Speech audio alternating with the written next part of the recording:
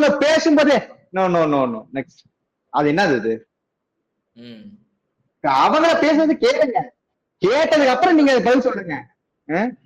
இது வந்து இப்ப எப்படி ஒவ்வொரு எபிசோடு ஒவ்வொரு சீசனுக்கு வர கண்டஸ்டன்ஸுங்க அவங்க பேரை சில பேர் நல்லா பெருசு பண்ணிப்பாங்க, சில பேர் பேரை கெடுத்துட்டு போவாங்களோ, விஜய் சேதுபதிக்கு இந்த பிக் பாஸ் அந்த மாதிரி போலது பேரை கெடுத்துக்கிட்டு போறதுக்கு ஒரு வழி தேடிட்டு இருக்காரு. விஜய் சேதுபதி ஹோஸ்ட் பண்றதுக்கான சாத்தியங்கள் வந்து ரொம்ப கம்மிதான்.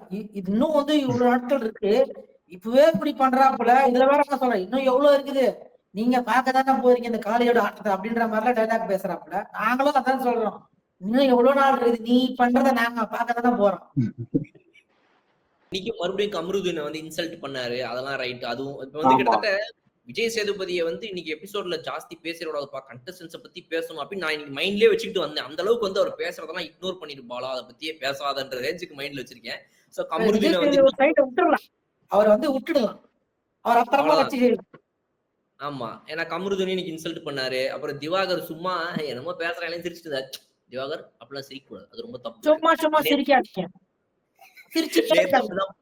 பார்வதிக்கு வந்துட்டு அட்வைஸ் பண்ணாரு, இந்த மாதிரி தலையாட்டாதீங்க, நக்கலா ஆட்டாதீங்கன்னு. இன்னைக்கு திவாகர் இந்த மாதிரி வந்துட்டு அட்வைஸ் மேல அட்வைஸ் இன்னைக்கு அவர் கொட்டினாரு. நான் கேக்குறேன், என்ன பண்ணணும் ஐயா சொல்லுங்க ஐயா, ஐயா வணக்கம் ஐயா, அப்படியே இருக்கணுமா, அப்படியே இருக்கணுமா? அதுக்கா நீ வந்திருக்கிறோம் நம்ம?